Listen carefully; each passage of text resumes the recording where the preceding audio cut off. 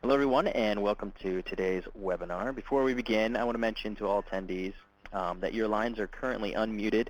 If you'd like to mute your phone, please do so by pressing *6. This way we can minimize the amount of background noise. Throughout the presentation, if you have any questions, please type them into the chat on the right-hand side of your screen, and the presenters will try to get through all questions at the end of the presentation.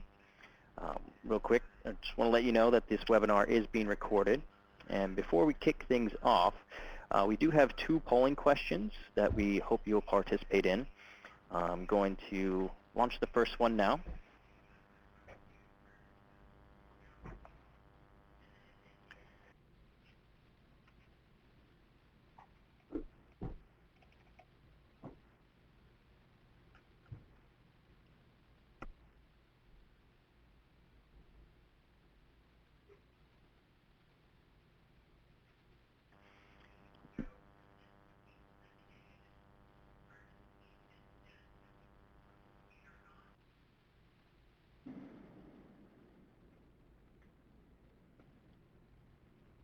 Okay, shall we advance to the next poll? I don't know, only 2 people voted.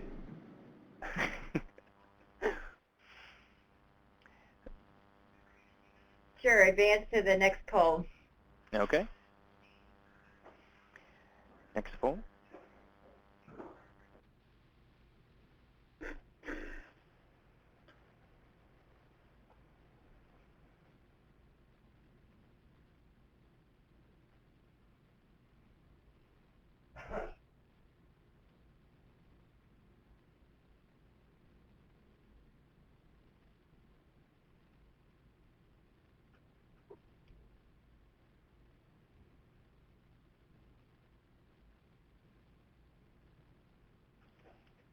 Adam, I think our polling questions got mixed up because this was supposed to be preceded by the other poll, but that's okay. We can just skip that other poll. Nope, I apologize. It's okay. Okay, we will go back to the presentation now. Okay, well that's it for me. I'm now going to pass it off to Gary Blau, the Chief of the Child, Adolescent, and Family Branch at SAMSHA. Great. Well, thank you so much. I just get to do a brief welcome to all of the folks that are both live online right now, as well as those perhaps that are listening in an on-demand mode. We want to welcome you to this webinar about building partnerships with faith communities.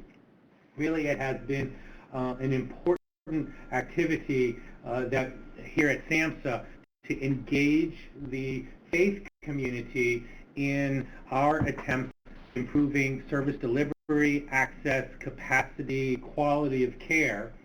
And in 2013, SAMSHA had published a document that we called One Voice, One Community, Building Strong and Effective Partnerships Among Community and Faith Organizations. And I wanted to call folks' attention to this because it really does, the document itself, talk about how to create sustainable partnerships between secular and faith-based organizations, and in particular, strategies to develop plans as far as connecting with the community and identifying common missions and visions, all the way through the idea of organizational structure and membership in terms of how people can get involved, and then the leadership that's necessary to do this work. It's really interesting, I think, and important that folks in the faith community and folks in the clinical services and the mental health systems community really do have such common mutual goals, and I think that the more we are able to tap into those together, the better the benefit for our consumers, because they can actually tap into what's best in all of our kinds of things. And what it says here as a quote, that there is a growing national recognition that partnerships, including those with faith-based organizations, are definitely beneficial and offer that unique perspective in responding compassionately to the human condition. I really want to identify the importance that SAMHSA has been placing on engaging the faith-based communities, and as a result of that, we are looking to expand our efforts in the children's mental health world, in our systems of care world, so that we better connect with faith communities. Now, clearly, from my perspective, engaging with the faith-based organizations can have a major role in what we do in systems of care, both as far as developing the system as well as sustaining the work of systems of care. We know that faith-based organizations often have these kinds of untapped intellectual and social capital that oftentimes faith-based organizations are known for providing their own services and supports, and so how do we really connect? I mean, in reality, a system of care is all of those rings working together to create that village for every child or youth that has a serious mental health disorder and their families, and so often faith plays an important role in families and plays an important role in how families get services or interact with the world. And so I've often wondered why we've not done a better job, actually, of connecting with faith-based organizations, and I'm really proud and pleased that we are doing that better job now.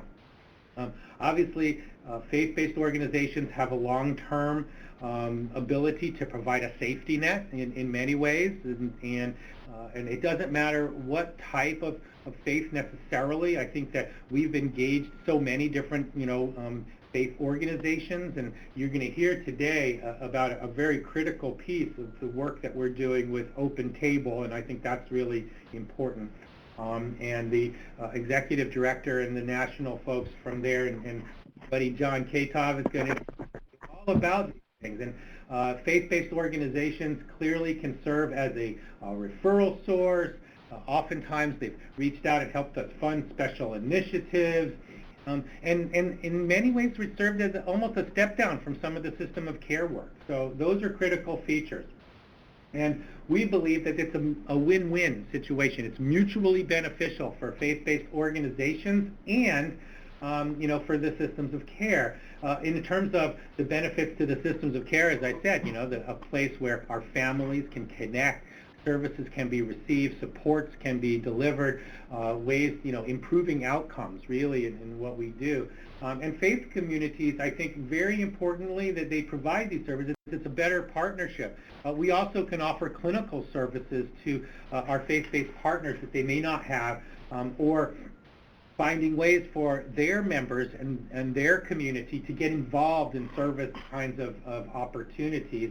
And particularly when they are involved with all communities all over the country. So we believe that there is a tremendous win-win here, and we're very excited about our partnership with Open Table.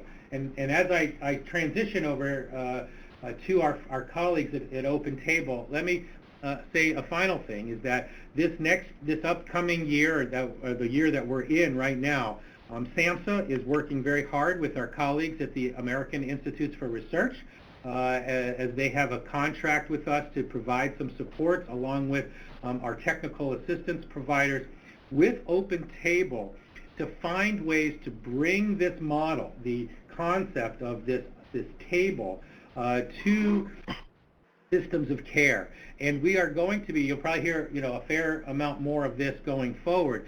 We are going to be looking for some applications from our systems of care that would be interested in, well, first of all, there are some resources attached, albeit small, but we're asking systems of care to identify some of their resources and perhaps some of their grant money and local communities that would be interested in establishing these kinds of tables. And really this idea of a table or an open table is all about wraparound services and having the faith-based organization embracing the idea that they can provide services to a youth, to their family, and oftentimes as a handoff or in conjunction with or collaboration with our systems of care. And so if you are a faith or a system of care that's interested in doing some work in the faith-based arena, connecting with your faith-based partners, then we will be looking to you to fill out, this a brief application that will be forthcoming over the next, weeks, and then we'll be selecting some specific system of care grantees to partner with us. So I'm really excited about being able to offer this as a resource. I can't tell you the amount of passion, commitment, and dedication that is evident from our faith-based colleagues, and particularly from our colleagues at Open Table, that have really connected with systems of care in a way that has been synergistic and in a way that has added value to a number of our system of care grantees all over the country. And I want to thank them, in particular John, who founded this movement and has been working diligently to expand their work into the children's mental health arena. So thank you all so much for being interested in our webinar today, for being interested in connecting with faith-based organizations, and for your consideration about connecting with Open Table. With that said, I'd like to turn it over to John Katov from Open Table. Thank you so much, Gary and SAMSHA. And thank you also the American Institutes for Research, the Institute for Innovation and Implementation, and also John Vandenberg, who's not here today. That list of people are the greatest encouragers and guides that we have had to begin a path to partnering in best practices with systems of care. If you could advance to that next slide.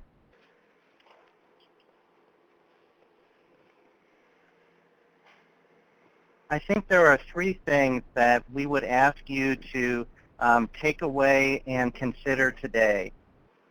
The first is that faith communities have an inexhaustible supply of intellectual and social capital and personal and business connections that is virtually unused to help in the transformation of people in need.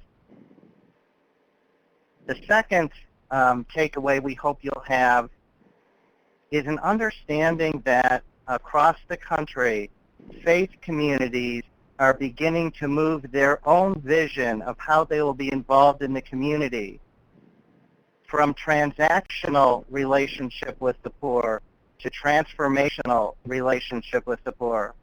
In the congregations that we work with, we hear all the time people saying that sending their used clothes never helped anybody transform their lives. And they are beginning to realize the vast amount of intellectual and social capital and connection in the congregation, which never truly makes it out into people in the community who want to create change, though that is what they mostly need to create change. And then finally, the third point that I would ask you to take away and consider is that systems of care and faith communities are a perfect partnership to create change in people and build new capacity for human transformation in our society. Systems of care, knowledge, experience, best practice, learning, a heart for people in need, faith communities, a heart for people in need, and a need for models and partners who will help them practice in a way that truly creates change in people. That's why this partnership has the potential, we feel, to create the largest expansion of human services capacity possibly that we have ever seen in our country. Open Table started 9 years ago on a local outreach mission trip to a homeless shelter in our community. I journeyed down with the youth in my church. We knew exactly what the 400 men at this shelter needed. They needed a banquet. We bought $500 worth of energy bars at Costco. We added apples and water. We set up banquet tables. the men came and got those items, and they said thank you, and we said you're welcome, and they said God bless you, and we said God bless you too, and then they went back to poverty in the shelter, and we drove home. For 18 months, it seems like we were involved in a significant scientific experiment to determine whether or not 32 grams of fiber in an energy bar would help people overcome poverty and come into the community and create sustainable lives, and it did not. At the end of this mission trip, those 18 months, one of the men came out of the shelter and didn't want this banquet and wanted to talk to us, and he said he wanted to come up and worship at our church. And so the next day we brought him to the church. We drove down to the shelter, invited him, and he came with us. And I think at this point it's safe to say that I always feel like, hey, that's the story. He came to our congregation and he worshiped, and we fell in love with him. But that was hardly the story that happened in this case. Over time, we began to realize that he was falling in love with us, that he wanted to be with us, and that having that love was incredible for us, and that we learned and grew as people in a way that we did not when we just sent him our used blue jeans. We wanted to help him transform poverty, help him into the vision that he had for himself. And so we drove around to a lot of agencies in town, and some of them who we had donated to. And while we found incredible strategies and plans, it was very difficult to find somebody who saw him as a whole person. How could we help the whole person? And so over time, we just realized that maybe the people that we were looking for to help him from the perspective of a whole person to be in the community together was us. I was a businessman at the time, and I kept looking at my church, and I love my church, and it's beautiful, but I started to see this giant vault in our church. And the vault didn't hold the tithes. The vault held all of the intellectual and social capital of all of the members and all of the connections and all of the business connections. And the most that we were able to ever do for the men at that shelter was to send them what we wore last year. I started to think, well, suppose that our brother was a business, and I was a businessman, and I just kept thinking, hey, if a business has a problem, they're going to get a new board of directors and a business plan. Could we somehow form a board of directors and help him develop a business plan and tap into that giant vault of intellectual and social capital in our congregation and support him to help implement it? And I asked him if he explained that we wanted to start a board of directors, and he said that he thought that would be a good idea. And so we met every week, and after 8 months of meeting and connecting and helping him get connected and opening doors and working on all kinds of issues together, at 8 months he was economically sustainable. I don't think things happen that quick in Open Table anymore, but that's how it happened then. And at the end of 8 months, he came to one of our board meetings. We met every week for an hour, and he came to one of our board meetings, and he said that he was firing us, and that he was tired of us being in his business, and he could do this himself. What was fascinating is when this began, the people who I invited to be part of this board, their one question was, well, how long is this going to take? I didn't really have an answer. The only thing that came to mind was to say that this board will go on until our brother tells us that he's satisfied. And on the 8th month, he told us he was satisfied. Now, in Open Table, our groups, our communities, our tables remain in relationship on an ongoing basis. And so this brother and myself have been in relationship for 9 years now, almost. And I am his safety net. He won't fall into the system because I'm there and our church is there. But on the other hand, he's a safety net for us because his existence reminds us every day of what our purpose should have been in our faith community. And now we are trying to make that our complete purpose as churches or faith communities are across the country. This process, this human engagement, other churches began to call us in our community. Other faith communities wanted to know how to do this. And we didn't have any documentation or model, or we just had in our hearts knowing what was right. And so over time, however, that started to develop into a documented model where we were able to translate our learning into training. And our relationships at SAMSHA and AIR, the Institute, John Vandenberg, and others have been able to bring the idea of developing practice and best practices around this. Open Table is now practiced in 19 states for many different kinds of people. And we strongly believe that the next step in the community investing intellectual and social capital is the joining around a shared purpose of systems of care and faith communities to up and further develop the model and the impact and teach each other how to help people more and better. So I want to introduce you to Judith Fritz. She is National Executive Director of Open Table. She's the first person in government I was ever able to show this model to. And she was a 30-year veteran of senior administrator at the Arizona Department of Economic Security, where all of the federal and state funding to those in need flows through. And Judith is going to take a few minutes to explain the model to you. Thank you for listening. Thank you, John. It is a pleasure to be here. I want to draw your attention to the visual that's on your screen. As you can see, it's a table, novel concept. And there are a number of chairs that sit around the table. As John said, the group that first came up with this concept were a group of business individuals. So you will see a very strong resemblance to a board of directors or a board of advisors at a business. And the most important thing about this model is the fact that at the head of the table is an individual that's identified as either being a brother or a sister.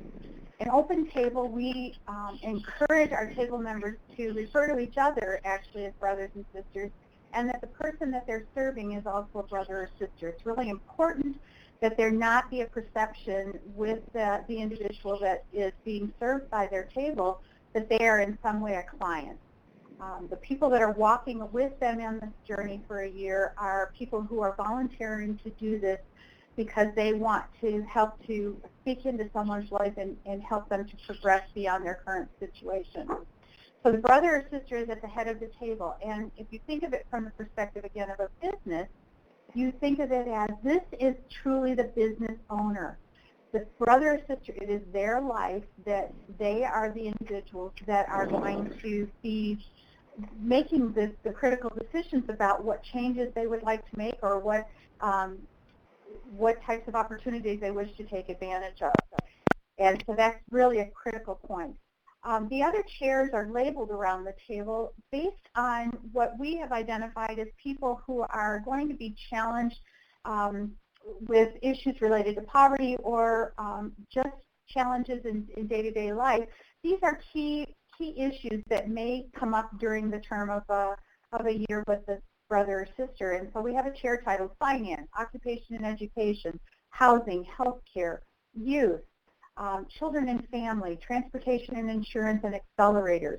And then to the kind of stepped away from the table, you see two chairs that are titled Journey Coach. And then up sitting next to brother or sister is the table director or the co-director. What's critical, what's important about this is that those table members that are sitting and occupying a particular chair do not have to be an expert in any of those fields. What they have done is they've said, I'll be willing to handle all of the issues and keep track of anything related to finance, or I'll take care of occupation and education. The youth chair is hopefully actually filled by someone who is a young adult at the congregation, learning how to walk with someone and in this manner, and so that they can bring not only their creativity, because many of us that are older tend to have learned things, and so we don't want to necessarily try the same thing again because it may not have worked right for us. They'll bring that openness, that creativity, and also what's really exciting is they also teach the older folks how to text message, so and do other ways of engaging with social media. You see the chair for children and families. This is really an important chair, especially for systems of care, because the people that we may be serving, the actual brothers and sisters at the head of the table, may be the parents of a child who is part of receiving services from a system of care. And if that's the case, is there someone that's also identifying what's going on with the other children in the household, the typical children that might be living in the home that may be experiencing some challenges because of the need for so much time and attention to be focused on the systems of care engaged child. That brother or sister could also be an individual, an adult who's receiving services. And so depending on the makeup, that child and family or children and family chair is really an important one.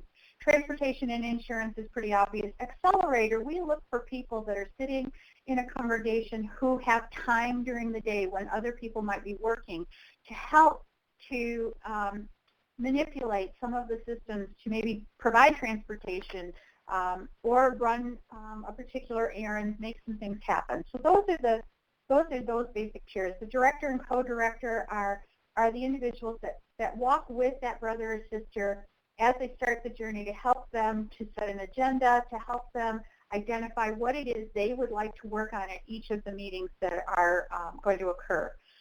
Journey coaches, these are people that have volunteered for Open Table through some other table experiences and will help any initial congregation start learning how to do that. Next slide, please.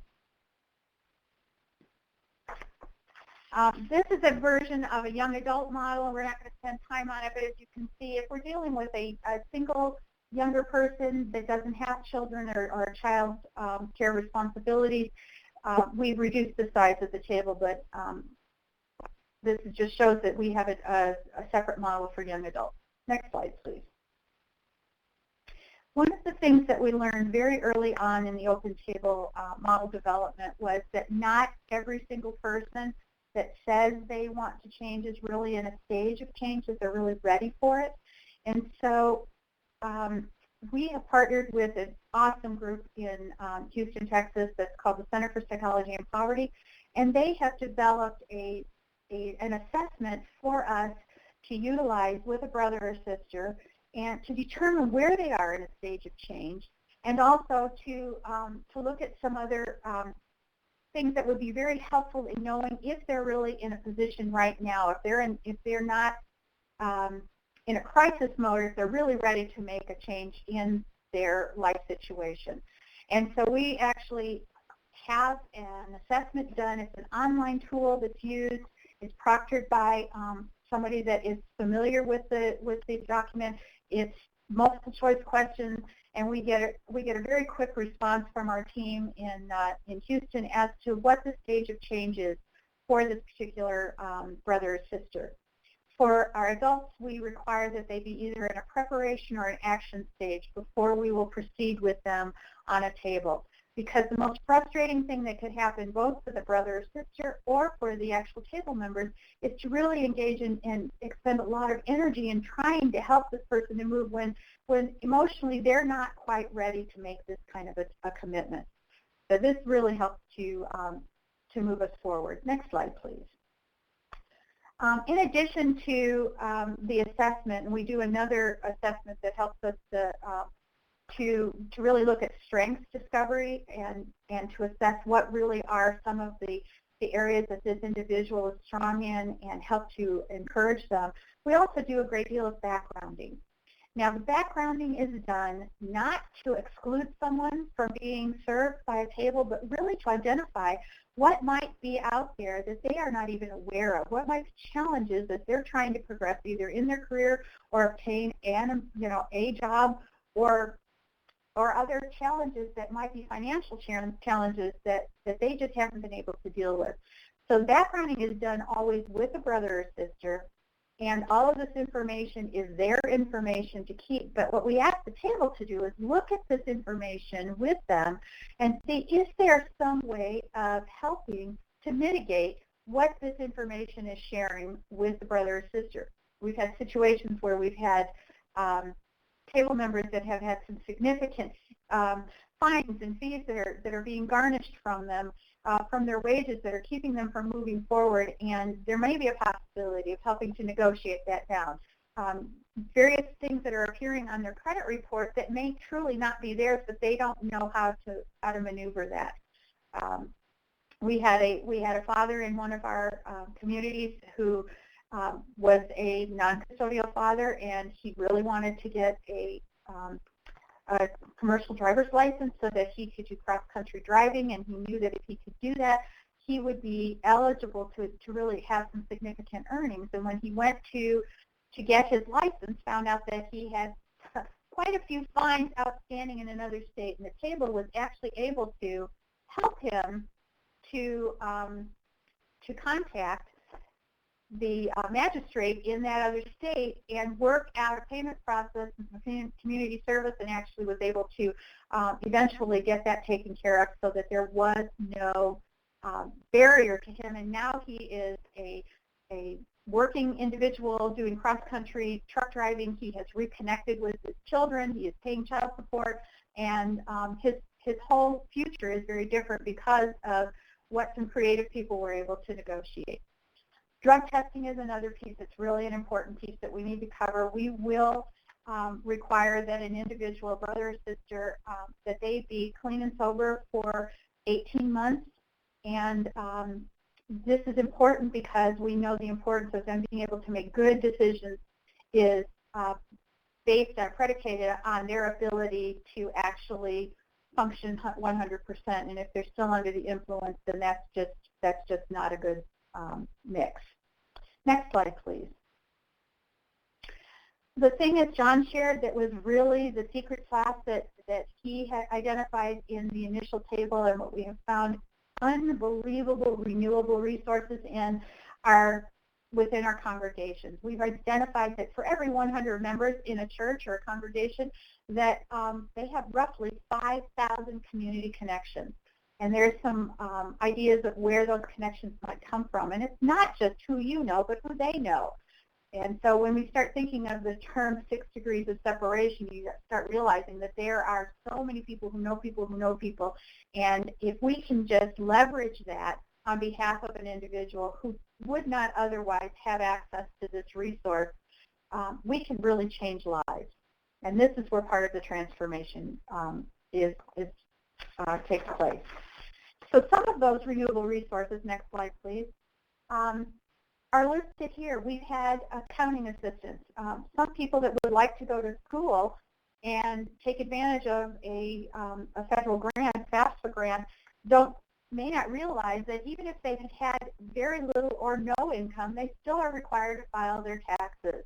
And so tables have been able to assist in going back and filing for, there's a single tax form that can bring people up to date, and once they're up to date with their tax filings, then they can apply for those kinds of grants. Auto mechanics, we have a number of people that have a vehicle that's being held together by bubble gum and baling wire. We need to actively get people who can provide mechanical assistance or look over a vehicle before someone purchases it. These are all resources available within a congregation, or at least people who know other people. One great resource that we've had is we've had a number of adults who may be on Medicaid as far as a medical benefit, but dental benefits are not available. And so if they have a significant issue with their teeth, they may not present well in an interview. So that may be keeping them from being able to get a job that they would otherwise be qualified for. So being able to negotiate with dentists within a congregation, and we have found that a number of them would love to be able to offer a dental ministry or mission trip, but they can't close their practice down, so they're willing to walk with one of our brothers or sisters throughout their journey and be part of the success that they're going to see in this individual's life. Jobs, of course, is always a really important thing. When we talk about employment, one of the issues that often comes up with some of our brothers and sisters is that they may have a felony conviction on their record, and so there's a belief in their minds that they can't get a decent job. And yet what we have found is that within our congregations, there are people that have their own businesses that aren't dependent on a requirement that they not hire someone with a felony conviction. And because the table is walking with them and because they've gotten to know this person, this business owner may be willing to take a chance and hire them and allow them to overcome that perceived barrier in their life. And we've had just some wonderful, wonderful outcomes as a result of employment for people with barriers that they would have otherwise thought were insurmountable. So when we talk about Open Table as far as the model, it is one of relationship first, and that's probably the most important thing. If we get to know the person, we get to really become in community with them, they become more like a family to us. And the great outcome of this is that this journey, while it's intentional for the 1 year for the table members to meet, they meet once a week for an hour for a 12-month period. We have learned and we have experienced with these tables continue well beyond that, but they're no longer, it's no longer a business, it's part of just life. They have now become part of their extended family. And so it's an exceptional opportunity for families. We really love the fact that that we can look back years later with some of our brothers and sisters, and they come back and tell us what this difference was for them. So I believe I turn this over now to Frank. Is that correct? Well, good afternoon, everybody. You see before you right now just a high-level outline of the steps to actually launch a table through a local congregation. And we're going to talk a little bit later on today about the assistance that is going to be provided to successful applicants for this opportunity.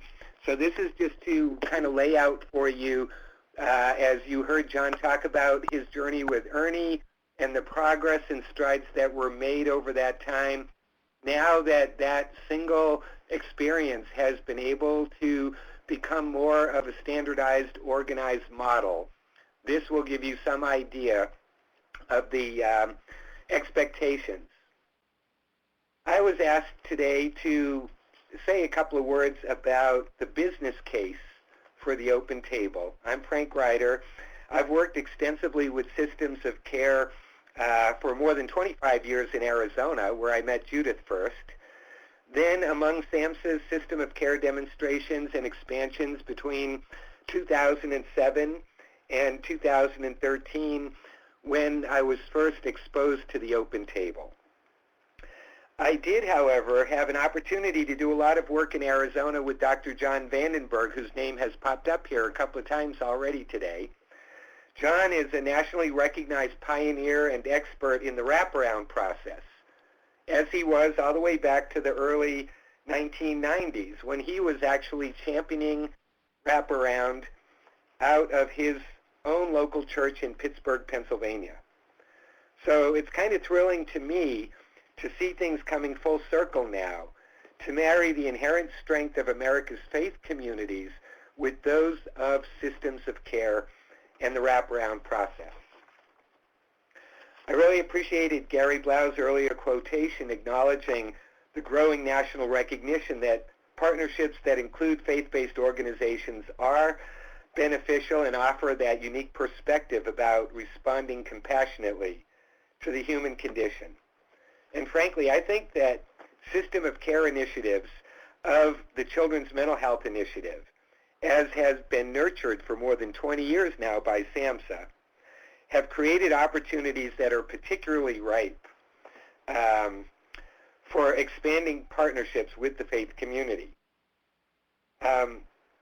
First, the aims to fit each community based on their unique strengths and needs. Faith communities are very much a part of the unique fabric and strengths of our nation's communities.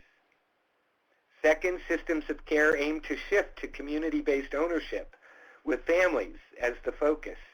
And today we're explaining how the Open Table can provide that whole family focus, whereas most formal service systems are somewhat limited by focusing only on the enrolled child or individual.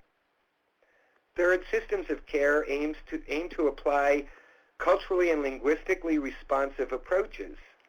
And we're going to illustrate today the enormous variety of cultural groups that are represented by and that trust America's faith communities. Fourth, systems of care aim to align resources to increase support capacities at the local level. Open Table is a vehicle to do that, as Judith has just explained. Ultimately, systems of care and the Open Table model aim to promote individual growth so that people can reach their maximum potential. And based on today's poll responses and several examples in the field, many systems of care are already explicitly recognizing the faith community as at least a desirable intended partner, in some cases as an actual substantial partner. The work that Judith and the formal systems in Arizona have done to formalize the partnership between scores of congregations and the safety net programs in Arizona are currently underlined by the second consecutive executive order from the governor, and they have just a very rich multi-dimensional partnership that continues to grow across the state. So I got ahead of myself, and these were the points of alignment that I just reviewed with you. But I know that in systems of care, you can't just follow your heart, you have to also follow the evidence. And so I put this quote here. You know, we've mentioned my friend John Vandenberg and the early roots of his wraparound work within his own church in Pittsburgh, Pennsylvania. Now, the Open Table is a newer movement, but one that also comes from the grassroots. And the early evidence of the Open Table already shows a very promising model here. And John Vandenberg is mentoring John Katov about how to nurture the growth of the Open Table model, as Dr. Vandenberg has so successfully done for the last 25 years with the wraparound process. So Dr. Vandenberg is providing his mentorship and encouragement in a very substantial way. When we all thought that he was just retired up on that mountaintop in Colorado, he's still getting his hands very dirty in helping to grow the Open Table model across the country. So this graphic just illustrates almost a complete congruence between the wraparound process that many of our systems of care have already invested in and the Open Table model. You can see so many points of commonality. A highly individualized approach that really identifies and builds on the strengths of the focal person or family. Both models are really customized to honor and respect the key cultural considerations of the focal person or family. They both come from a premise of unconditional care, whatever it takes. Both of these models are intensely community-based. They both really are predicated on a large investment of informal and natural resources to supplement and increase the effectiveness of the formal services that systems make available. And in the end, both of these models are really driven by their ability to help people to accomplish really significant, measurable, meaningful life outcomes, stable living, clean and sober, gainful employment, above the poverty level, and so on. So this graphic is not intended to be exhaustive, but is intended to at least suggest some of the possible points of intersection between systems of care and the open table model. Here's a few examples. Many systems of care try to support families that are facing multiple stressors in addition to the behavioral health needs of the identified child. Maybe we have a single parent who has multiple children, a couple of whom have special needs. Maybe there has been a recent death or a divorce or separation in the household, extended unemployment, parental history of substance abuse, or one of those really limiting criminal records that Judith was talking about. We've all worked with families that have some of those multiple challenges. Another example is when we have a family or a young adult who really prefers or comes to a point where they prefer less formal support than a regularly scheduled monthly wraparound meeting in their kitchen or in a clinician's office, based on either their own experiences of the system, based on the cultural fit of those formal processes with their own beliefs, or just based on their own belief systems. Another possible point of connection is when the formal system services sometimes have time limitations that unfortunately don't really match the enduring needs of the child or the family. So again, we don't pretend that that is the full extent of the positive intersections between systems of care and open table. In fact, to the contrary, we're so excited to have this pilot opportunity so that some of you can help all of us to discover additional valuable roles for the open table model as an enhancement to the formal systems of care. Now, back in April, Sharon Hunt and myself from AIR had the opportunity to return to Arizona to do a little bit of formal research on the open table model. And while we were there, we were able to interview many brothers and sisters, many table members, and some of the case coordinators or case managers from formal referring systems. And what you see on this slide are some of the things that the professionals from the Casey Family Program social workers in Phoenix told us when we spoke with them in April. So you can see their professional view that relationship is still sorely needed long after case management might end. Judith showed you the young adult model of the open table, which builds on the work that the government and the formal systems have been doing in Case Manager and takes it to the next level as far as helping people to find really valuable higher education opportunities, employment opportunities, groups of positive friends, stable housing arrangements, and so on. And so the care coordinators at Casey Family Programs were describing to us how the open table model has extended the foundation that the public or formal systems have developed beneath some of these young adults, and extending that foundation outward from their agency office, they described it, into the real community where the young adult lives. In some of those interviews that Sharon and I did and videotaped, I mean, we did 24 interviews, each an hour long. A wide variety of applications of the open table and focal people of different ages, many young adults, and here's just a couple of samples of things that young adult brothers and sisters told us. Okay, telling me about a job versus helping me to make a plan for my whole life. Being able to feel like I'm a whole person, not just a statistic. How about this young man that we met who has now got this entrepreneurial graphic arts business with consultative support from very business-savvy members of his congregation. Okay? And he, you know, I thought this was telling, he came from a very impoverished place. He feels like he can dance with a higher class of people, he says. Okay, so he has really felt like the limits that he had felt were constraining his potential have been taken off. Here's some of the direct quotes that we heard from care coordinators from Arizona Department of Economic Security, from Casey Family Programs, and so on. The open table they have seen build the confidence of young adults like that graphic arts entrepreneur, providing opportunities for positive relationships. Sometimes people get desperate, and any kind of relationship, even an abusive, exploitative relationship, will be better than nothing.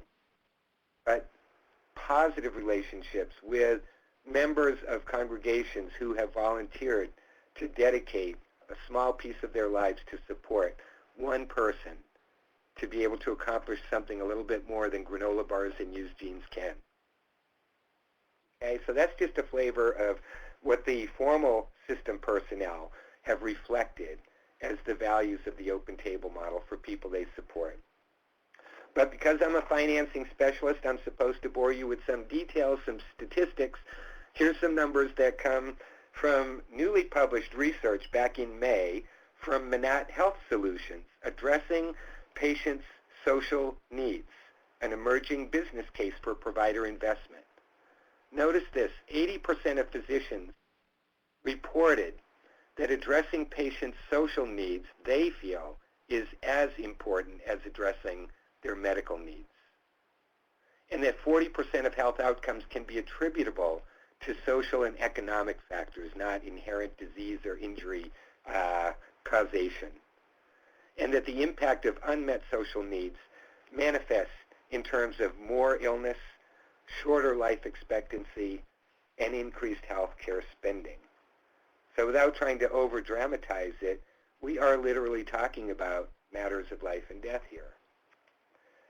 And, you know, when we talk with some of the young people who have aged out of foster care, many of us are familiar with research that talks about some really embarrassing, disgraceful statistics as far as important outcomes with employment, staying out of jail, avoiding homelessness, and so on.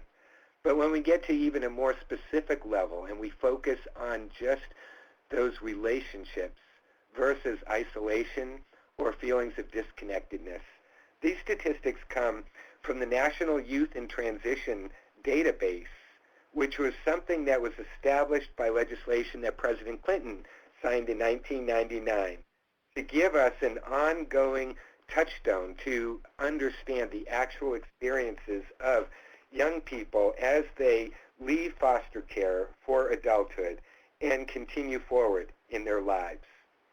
Okay, so this is a large N. Many, many thousands of young people have responded to these surveys, and look at some of these statistics. You know, 36% of these young people feel they do not have enough people simply available and willing to listen to them. Okay? Can you lend me a dime? 57% plus. There's nobody that they can even borrow money from. Almost 40% feel like there are too few or nobody at all in their circle that can help them to meet their goals. Almost half, nobody to do simple favors for them. Now, when we think about our own networks, when we run into difficulties, we could probably easily think of which of a dozen people am I going to turn to for help this time. Okay? Many of these young people don't have those kinds of connections available. And so this quote really struck me in the interview Sharon and I did. I believe the open table has changed me. Before, it felt like I was in a shell, and I didn't want to come out of it. But the people on the table have helped me to, you know, come out of my shell. They didn't let me fall. They never did. I have never felt such love and such concern. And that's something that's really hard to quantify or to put a dollar value on. But I do want to impress you with some of the magnitude of resources that are potentially available to enhance your systems of care in partnerships with the open table. And so I thought you'd be impressed to know that there are almost 150 million Americans today who report that they are members of congregations. Okay? 92% of these congregations already have some level of participation in social service programs. And most are doing that without outside funding, because there's something in it for the congregation and the table member too. People go to church looking for opportunities to put their faith into action. And that's the opportunity that the Open Table provides to them. More than 180 different kinds of religious denominations have been counted in this country, with incredible cultural diversity. So I wanted to help you appreciate just how limited the public system's budgets are when we start to think about the resources that are represented among faithful Americans. When you bring it down to the level of one table, this quote from a table member in Scottsdale that we interviewed, I thought was very helpful to understand. When you have 10 people on a table, those 10 people collectively know almost everybody else in the congregation, and they know what kind of resources they are. And the congregation members are inclined to offer their skills. Judith gave examples of dentists, for example, of lawyers, and they also use third-party referrals from the congregation members who know other people. So Judith talked about 100 people in a congregation having 5,000 potentially useful connections. That's the magic of the Open Table process in unlocking access to those informal supports from people who are inclined to want to help. Okay, so this graphic, again, I used to prompt just a couple of considerations, implications of systems of care and Open Table working together. One is that virtually every brother or sister of transition age who comes to the Open Table has other systems that are already involved with their lives. So I want you to think about that. If no system of care exists, then those brothers or sisters can and will end up with multiple plans, confusing actions, and what John Vandenberg taught us is no positive outcomes. On the other hand, with the Open Table, the formal system roles typically involve not only referral to, but informing and being resources to the volunteer members of the Open Table. So the table does not work in isolation from or in tension with the formal system, but the formal system helps to reinforce and advise and inform the volunteer members of the Open Table.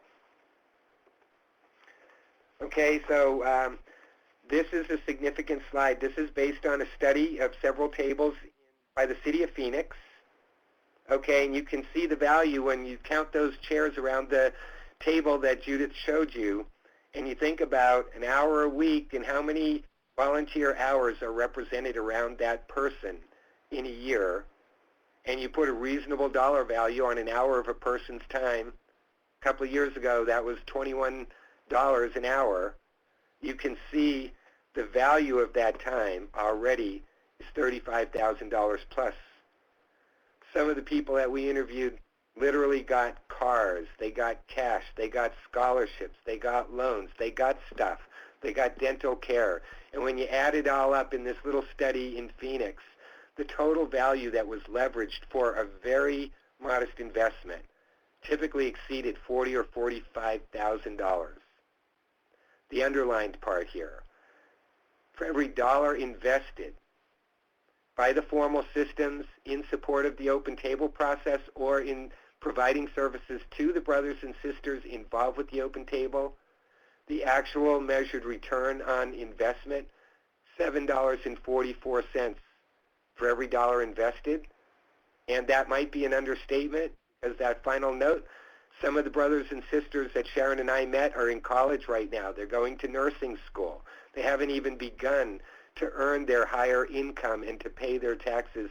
And so that $7.44 figure is probably a short term, and in the longer term, it's going to be even magnified. So in contrast, what does it actually cost to launch and support the Open Table process?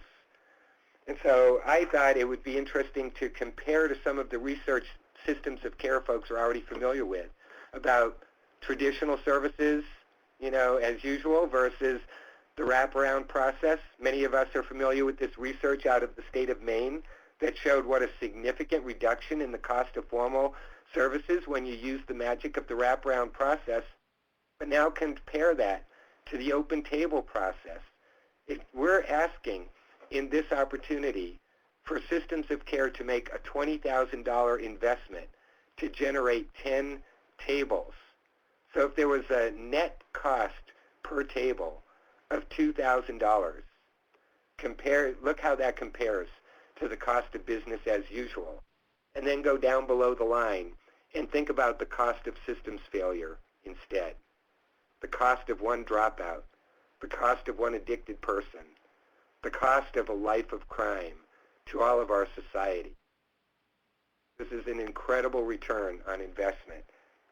So I've talked a lot about numbers and statistics and dollar amounts, but now we want to put a human face on those numbers. And so I'm happy to introduce one mom to illustrate the impact of the open table on an actual family. We'd like to introduce Beth Moore. Oops. Actually, Tapestry's going to go next. Sorry, thank you, Sharon. Hi, can you hear us? Yes. Okay, great. This is Rachel Ludwig. I'm the project director with Chautauqua Tapestry. I'm here with Melody Morris and John Anderson, and we're actually on the phone call only, not able to see the slides because we're part of a wraparound training that's going on in a room across the hall. So thank you for being flexible with us, and I'm going to ask that you'll help with moving the slides along. We wanted to present today about open table being brought to life in Chautauqua County. So this is hopefully a community example, and we are certainly open to questions as well as any discussion. But we'll start with just a brief presentation, and if you could go to the first slide. We are a funded system of care initiative funded in 2008, and one of the primary components of our initiative is care coordination, which we saw best happening through high fidelity wraparound training, which we had through a contract with Groom Vandenberg. And the contract started in January of 2009. We did many different trainings. We had facilitator training and coach training and even trainer training. And with all of that, and in having both formal contracts and lots of discussions locally, we made some shifts in our contract, and we moved from having a specific coach trainer to a different coach. And anyway, the long story short, we had Michelle Stewart Cope as a frequent visitor to our county, and she was a wonderful coach for wraparound, but also was a great reminder of the faith-based orientation, and a great connector of using the village model. And I think open table was a natural fit with our discussions with Michelle. So I can remember specifically, I was walking around my kitchen, and this is early in 2010, and I was talking with Dr. Vandenberg, and we were talking about developing our second-year contract for the high-fidelity wraparound training. He, all of a sudden, had a dramatic pause in the conversation, and he started to tell me about John Katoff. He started to tell me about the model called the open table, and he started to really talk about how this faith-based model so many shared values with high-fidelity wraparound. It was really, pretty exciting for both of us, and we thought, well, I don't know exactly how to put that in our contract at this time, but definitely we want to make sure we start talking about it, and John Vandenberg offered a connection with John Katoff.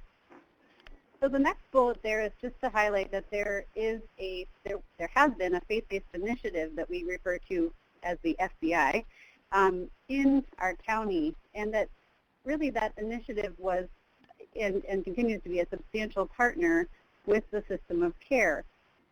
The faith-based initiative, if you can go to the next slide just to give a bit more information, was connected through the county's Department of Social Services. That many churches were feeling like they were doing some band-aiding, feeling that they were doing some repeat, offering services but offering repeat supports, that maybe weren't connected to other potential services that were formal or informal. And the other point of connecting with the faith-based initiative is there were existing faith-based groups. There were some minister groups that were meeting on a regular basis, but they were looking to social services to give some direction to really tie their mission into a local need. I feel like also there was a bit of an understanding that the faith-based initiative is made up of people who also, some of them certainly were workers within social services or within county service provision, and that there were some natural connections that kind of highlighted some of the mission work that the churches were interested in doing could be very well matched to the needs within the community, and some of those needs could be pointed out with confidentiality in mind through permission of individual families, through permission connecting to certain congregations. So the faith-based initiative had monthly meetings, and there was a pretty open agenda, and the real purposes were just to blend services and supports and also to look for some gaps. So with the discussion and with some of the meetings, that kind of some experiences already in coordinating services, but the group was introduced to John Katop and introduced to the open table model. So if you go to the next slide, please. So we had the opportunity to have John actually visit Chautauqua. He was sponsored in coming to the county from some local churches who really got together and brought him here. We had him, he stayed here with our family, really with our community. He visited with churches, with the Mental Health Association, with some of our wraparound partners, and even an evaluation team. He happened to come in the same timing of a meeting that we had that had a lot of our evaluation team members and our community members all in the same place at the same time, which was fantastic. Then from that point, there was a self-selection, basically, of some churches, and I think it started with 3 churches that really wanted to be the leaders for Open Table. And I believe we were the first community on the East Coast to really have some tables here. And our team partners kind of as community supports, as it was referenced, that were more the resources to the Open Table, but also I'll let Melody speak to this, but we are also a referral source for tables. So with that, let me pass over to Melody. The latest update that I have is that we have had 6 tables, and 3 are currently still open, but we'll be closing shortly, and then after the first of the year, they plan on having 3 new tables. So, and I appreciate the different comments from the participants on this webinar, because I feel like there's great points that tie together some of the components of Open Table that we've experienced, and that's basically that we're looking at the unique perspectives that make up partnerships, and we do that within system of care. We do that within Open Table. We're also looking at the type of in-kind tracking, like Frank's example of using, defining really the cost savings. And for system of care work, we also do in-kind tracking, and I think it helps us to remember the high value that really human time, that the experience, support, and expertise of our partners, that whether they put it in directly to Open Table, but also throughout our system of care, we try to keep good track of that. We talk about sustainable partnerships. We look for this common vision. We look to respect our memberships, and I think as a formal service system, we have to really listen and also underestimate our value in the sense that we need to hear from others some of the informal ways that we can be helpful. And sometimes it's just a matter of sharing a resource guide. It doesn't mean that we have to be fully activated to come in and fix a situation. So I think it's been just a real win-win for our community, and we wanted to give that community level example today as part of the call. Thank you so much, Rachel and Melody and John. You didn't say anything, but you've been involved in this process. I think it's been very helpful to learn how this worked with a system of care, and so we appreciate your time. And now we're going to hear from Beth Moore, who had a son that was in systems of care, and in the eastern shore of Maryland, and the grant was called Rural Cares, which is still going, I believe, and they did a pilot of Open Table and systems of care. So Beth is going to talk about her experiences and being a part of a system of care, and then also being a sister with Open Table. Beth? Hi. I would first start off with saying that I was in the wraparound part of the systems of care when I first got introduced to Open Table. I was in it for 2 years, getting ready to graduate, and my son had found out, well, we had found out my son was very sick at the time, and his mental status, he actually has ADHD, plus he has autism, plus he has a couple other issues, bipolar and a couple other problems. But he also found out right at the end of his wraparound services, we found out that he has liver disease, which comes from a gene disorder. And at that time, the couple of the ladies that were on the table, that was not on the table, through wraparound, that was guiding us through the program, she offered for me to come into Open Table because wraparound services were ending at the end of 2 years. He had graduated the program because he had been successful with, he had found out that, we had found out my husband had passed, and my son had some issues with dealing with that because of the mental disabilities. And then after the mental disabilities, right behind that, when my husband passed, my father passed within a month after that. After a month after that, my son started having all kinds of problems where he couldn't stay in school. He was being suspended. He was being sent home constantly. He just couldn't deal with life because he couldn't deal with the fact that he had lost his father. That's how we got involved into wraparound. And at that point, like I said, we went through the process. He did all the counseling. Wraparound was great. They helped us a whole lot financially. They helped us when we needed assistance. But they couldn't do everything that I needed. But they helped me find services that could, help me. So at that time, I got involved with one of the ladies. She was a support partner. Her name was Sherry Allen.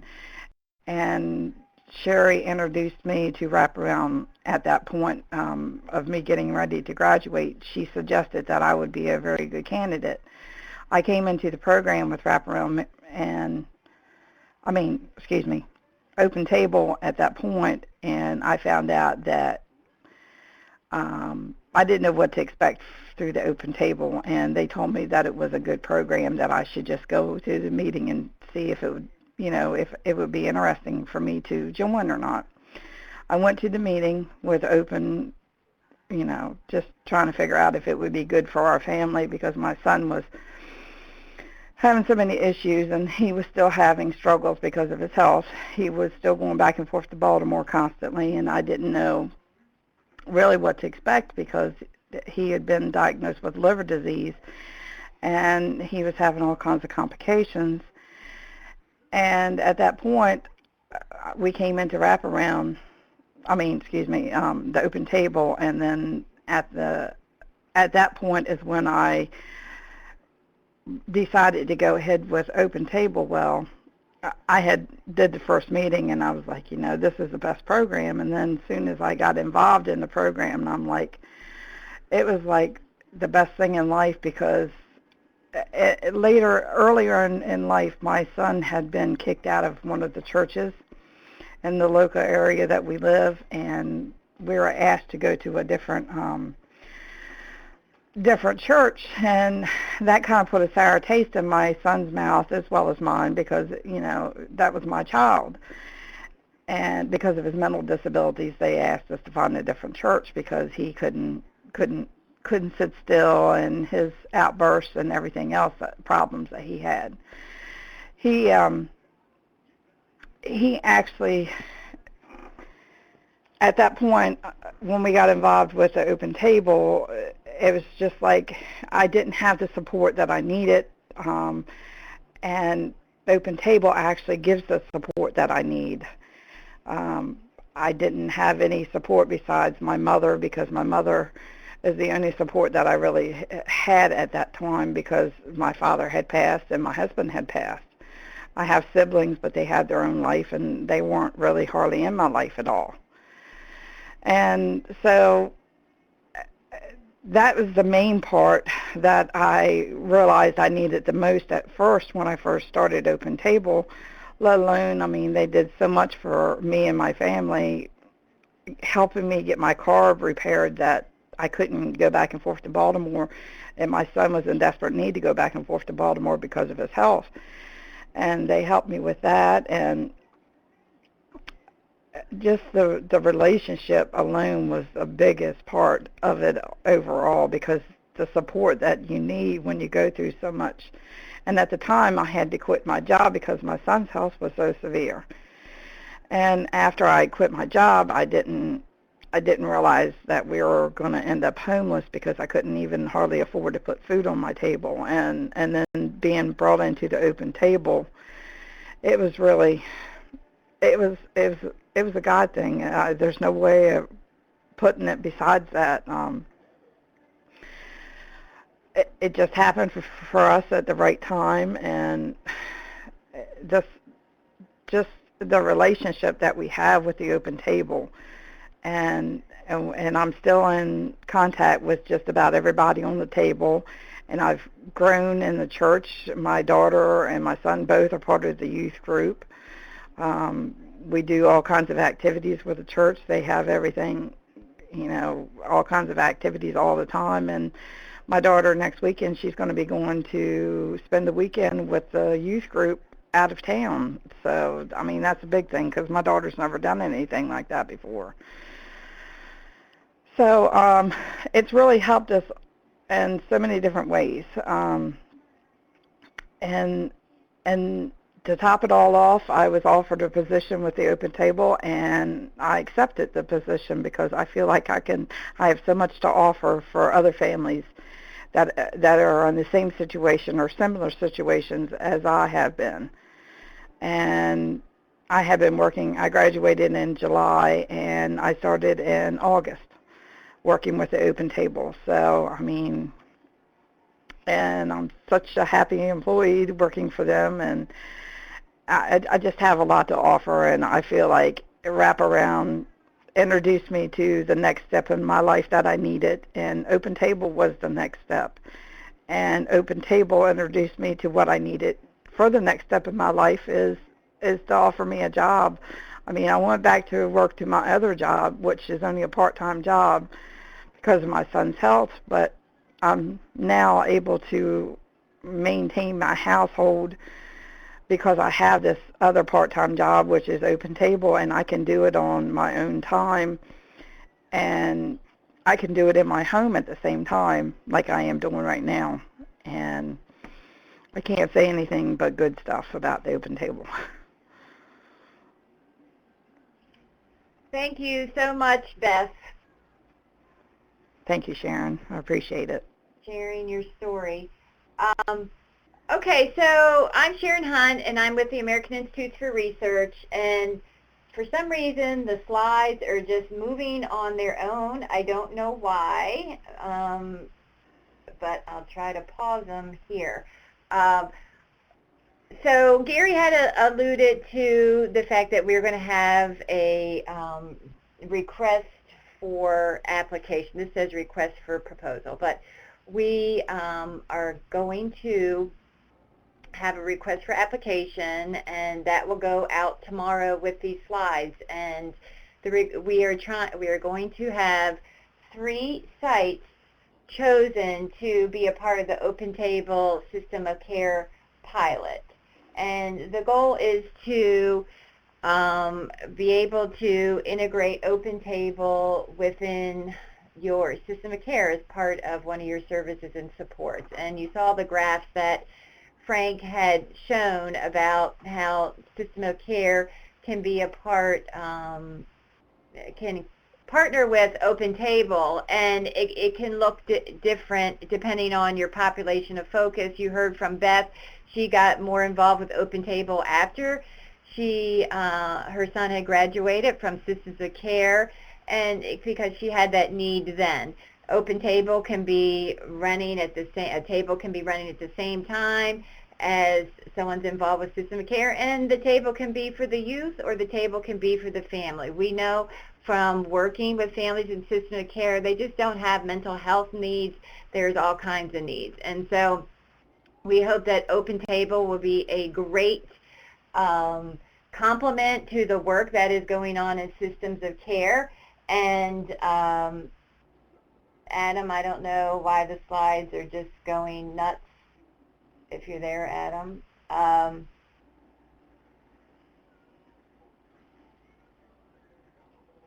Adam, are you trying to fix the slides? Anyway, no, I wasn't doing anything. Okay, so we want to go to the, yeah, okay. So what SAMHSA is going to do is to support the technical assistance to the jurisdictions to help this initiative take place. And what that technical support will look like, they are going to provide support for a system of care consultant to help develop the system of care faith community initiative. And something has happened to, there's a P on there, it's supposed to be a bullet, but we're going to help conduct readiness assessment. The consultant will do that. Help identify and facilitate Open Table integration, meaning how is Open Table, what population will you focus on, and things like that. Help develop site-specific marketing materials, and help develop a long-term support network. As you heard Beth talk about, Open Table is hopefully going to be a long-term safety net for individuals through relationship. And when Frank and I interviewed people, we found that these relationships that people build through the Open Table, they're lasting forever. You heard John talk about his 9-year relationship with Ernie. So our goal is to help families that have been involved in system of care have this long-term safety net, because we know dealing with mental health issues and other things isn't just something that can be dealt with in the 2 years or the 1 year that they might be involved in systems of care. We're asking that as a part of this, that sites be able to contribute $20,000, and SAMHSA will match that with their technical support. So coming up with the $20,000, and John is going to talk about what that would cover. And we have a breakout when the RFA goes out. We will have a breakout to show what that would cover. So John, if you want to talk about what that $20,000 investment from the site would cover. Sure. It really, from an overall view, it's our costs of training up a number of congregations to launch their first tables with you, but also to implement a system in their congregations that will allow them to launch tables in the future after that. So they're receiving training, but through the experience of this first year, they are on their way to becoming sustainable launchers of the model. And it's really a combination of training and model support that is provided. You know, congregations are very interested in education about poverty and in doing book studies that will help table members get ready to understand who they're helping and what their reactions and what their hearts might be also. So that there are a number of books that we use and consult with congregations, find out what they're reading, and get ready to do learning. Every congregation has a volunteer congregation coordinator. I believe it's approximately 5 hours a week that the coordinator commits to, and the coordinator essentially becomes the open table person in the congregation. As congregations, if there are larger congregations, there might be more coordinators and a more of a structure. But at the very least, one congregation coordinator who is going to learn the launch process. They're going to walk with us. We're going to train them and do the launch together. And then at the end of that year, they'll have the expertise to implement this linear launch model in their congregation on an ongoing basis. We provide integrated training, so we are training coordinators on the operational aspects of launch and implementation, and we're also training table members how to operate their table, how to develop relationship, what to expect, training them in the model. We facilitate a number of events at congregations, and Rachel had mentioned this in talking about our visit up there. We are either on-site or there by video or phone on any initial event that's going to be happening inside of congregations. And those are mostly introduction events to membership of the faith community. It might be an introductory event to partners in the community. It could be an introductory event to a system of care. What we like to do is have one initial visit that can be 7 to 14 days and be able to present to and talk to and involve as many people as possible. And then our follow-up step is much easier after that and able to be done by video or telephone. Open Table has a network of trainers, very experienced folks who are the ones that actually teach that coordinator how to launch. And we have a built-in system of ongoing conference calls. We use a project management system called Basecamp that houses all of the tasks and documents to launch the table. And our coach and the coordinator, or the coordinators from a number of congregations, all work together to teach out what the steps are, and then have some accountability that following week to see how they went, or have them posted up on Basecamp. And coaches in Texas help launch faith communities in California.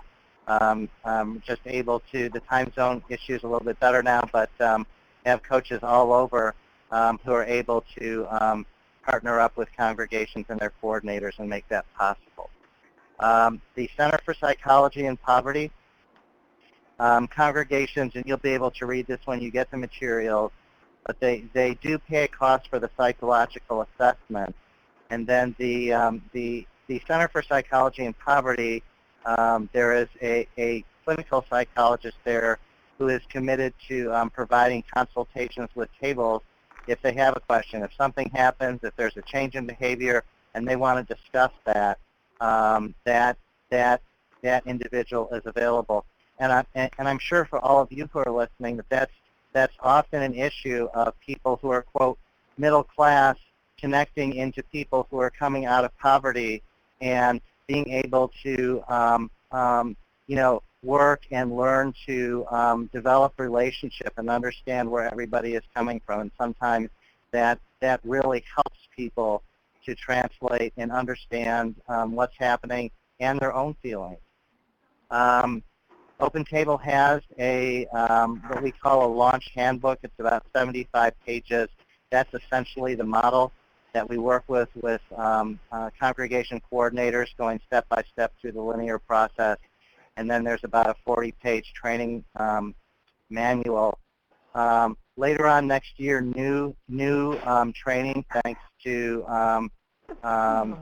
some support, is going from SAMSHA and from AIR, is going to be online training, so that our tables will be able to meet as small groups in somebody's living room with a workbook and be able to kind of pull down each week what their training is, and then go through all of their discussions that relate to that. It's a huge advantage. It's truly made, thanks to SAMHSA and AIR, this a much more scalable effort long term. Then just on the model side really quickly, Open Table will assign a national leader. That's somebody very experienced who has led a different region or area of the country. They would be assigned to a system of care project, so that you have somebody who has all the experience. We would also provide coaching to system of care. Our hope is that a system of care would also appoint a coordinator on its end that we'd be able to coach, so that that knowledge about how congregations bring this model up comes into the system of care. I spoke about the launch handbook, psychological assessments, backgrounding support. All of our backgrounding is basically done by volunteers from the table, 2 volunteers, and the brother or sister, and there's training that takes them through the backgrounding to be done. We have a really simple and effective system. The psychologists that have worked on the assessment model have helped us also to define what the characteristics are of high-performing tables. And that's now a presentation that we provide to faith communities and to system of care partners, so that everybody is thinking about what makes tables successful. And the answer, and it's a fascinating piece to watch, is relationship. The authenticity and meaning of the relationship between a brother and sister and the table members is what creates the trust that allows people to have confidence and move forward and make decisions and use all of this energy and all this intellectual and social capital. And then finally, there's ongoing technical support. From Open Table, it really doesn't end. All of our faith communities are in a movement. We are connecting more and more every day. While we would want to build a network of tables that would connect to your system of care, those tables would also, those faith communities would connect to the larger system, to the larger faith community system, where we're starting to build learning communities and exchange success and strengthen our movement in that way. So Sharon, that's how that's what some of that funding will support. Okay, great, John. So this is the last slide, some information about the request for application.